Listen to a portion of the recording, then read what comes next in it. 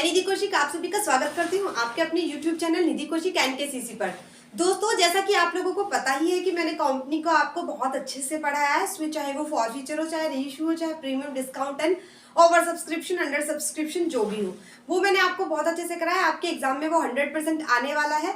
I think आप उस चीज़ से संतुष्ट होंगे जो मैंने आपको कराया है। उसके बाद मैं आपके सामने पार्टनरशिप चैप्टर लेकर के आई हूँ, लेकिन मैं आज आपको पार्टनरशिप के बारे में बताना चाहती हूँ कि पार्टनरशिप की प्रकृति यानी कि नेचर ऑफ पार्टनरशिप है।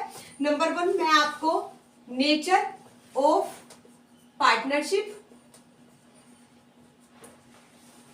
और मैं आपको मीनिंग ऑफ पार्टनरशिप बताने आई हूँ।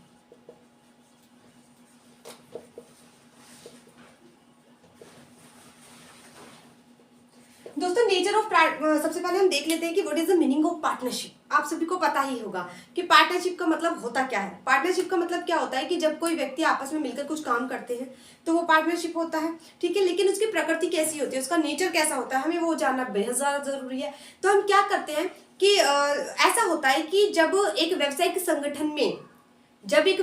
संगठन में और जो बहुत सारे लोग, यानी कि हम कह सकते हैं कि 2 से ज्यादा लोग, ठीक है ना, 2 या 2 से ज्यादा लोग, एक व्यक्ति तो नहीं साझेदार हो सकता ना कि अकेला, तो 2 या 2 से ज्यादा व्यक्ति मिलकर के जब किसी कार्य को करते हैं, ठीक है, लाभ कमाने के उद्देश्य से अपनी अपनी पूंजियां लगाते हैं, वो क्या होता है, वो पार्टनरशिप होता है। दोस्तों, होता क्या है, ये जो पार्टनरशिप होती है इसका मेन मतलब क्या होता है, हम आपको वो बताएंगे। इसकी प्रकृति कैसी होती है, इसका नेचर कैसा होता है, क्या क्या वजह से हम इसको जो है पार्टनरशिप मतलब साझेदारी बोलते हैं। दोस्तों, होता ऐसा है कि किसी व्यवसाय में 2 या 2 से ज्यादा व्यक्ति लगे हुए हैं किसी कार्य को करने में, और सबसे बड़ी बात क्या है, बेनिफिट क्या होगा उसका, वो देखिए।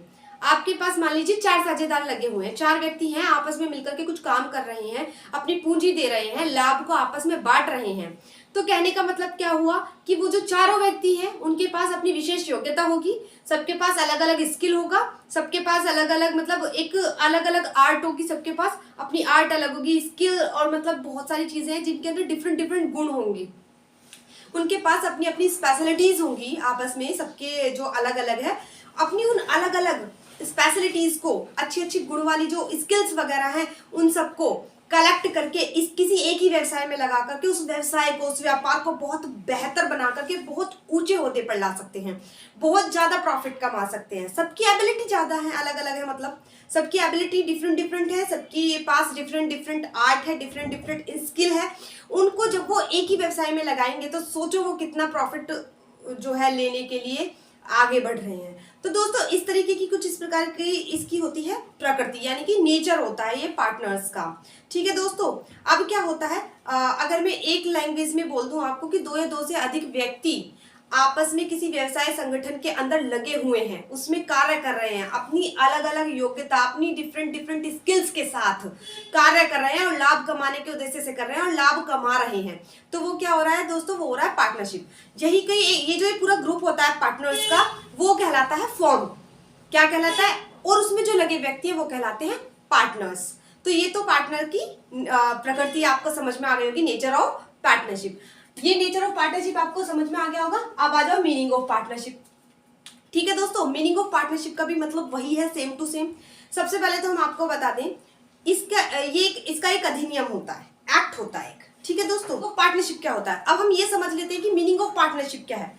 दोस्तों देखो, क्या होता है कि 2 या 2 से अधिक व्यक्ति के आपस का जो मतलब जो पारस्परिक संबंध होता है, जो लाभ को बांटने के मतलब लाभ को बांटने का या तो सबके द्वारा या फिर उनमें से किसी एक व्यक्ति, सबके द्वारा हो, या तो जो लाभ बांटने का जो प्रोसेस है या तो सबके द्वारा या उनमें से किसी एक के द्वारा संचालित किया जा रहा है, ठीक है। वो तो हो गया आपका क्या, पार्टनरशिप का मीनिंग हो गया, ठीक है दोस्तों। वो क्या हो गया, पार्टनरशिप का, दोस्तों वो क्या हो गया, वो आपका पार्टनरशिप का मीनिंग हो गया। देखो क्या होता है कि जैसे हमारा कंपनी एक्ट 2013 होता है ना, ऐसे ही पार्टनरशिप भी एक्ट होता है। अब पार्टनरशिप का एक्ट क्या होता है दोस्तों, पार्टनरशिप एक्ट 1932 में हुआ, उसकी जो धारा 4 है वो यह जो परिभाषा निर्धारित करती है कि जब 2 या 2 से अधिक व्यक्ति का आपस का जो पारस्परिक संबंध है वो लाभ को बांटना जो है, मतलब या तो सबके द्वारा या फिर उनमें से द्वारा किसी एक को चुन करके उसके संचालन के द्वारा वो पूरा प्रोसेस होता है साझेदारी का।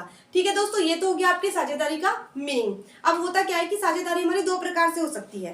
अगर हम साझेदारी की डेफिनेशन की स्पेशली बात करें, जो मैंने आपको अभी बोली है वो डेफिनेशन ही है दोस्तों। अलग अलग ऑथर्स ने अलग अलग डेफिनेशंस दी है, तो वो डेफिनेशंस तो आप अपनी बुक से ऑलरेडी लर्न कर चुके होंगे। अगर पढ़ लिया होगा तो, नहीं पढ़ा होगा तो कर लेंगे।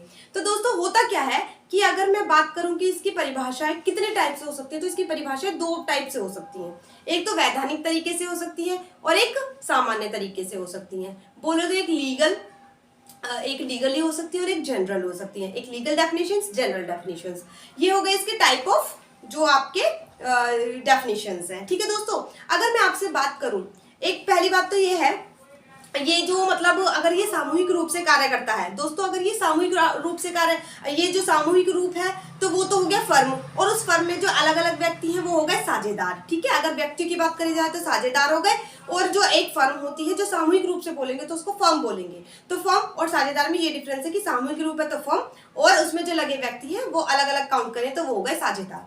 ठीक है दोस्तों, वो अपनी पूंजी देते हैं, अपनी स्किल जो उनको अच्छे से आता है वो अपना उसमें पार्टीशन करते हैं, उसके अंदर भागीदारी निभाते हैं और व्यवसाय को एक व्यवसाय संगठन को अच्छे ओहदे पर लेकर के आते हैं। ये सब इसकी प्रकृति, इसकी मीनिंग हो गया। ठीक है दोस्तों, अगर मैं आपसे बात करूं किस चीज की, आपसे बात करूं किस चीज की, इस चीज की बात करूं कि इसका मतलब जो एक प्रोसेस होता है, मतलब वो किस बेस पे किया जाता है। ऐसे तो क्या होगा कि साझेदार आपस में लड़ के नहीं मर जाएंगे। तो सबसे पहली बात क्या होगी कि जो साझेदार होता है सबसे पहले उनके अंदर होना चाहिए विश्वास।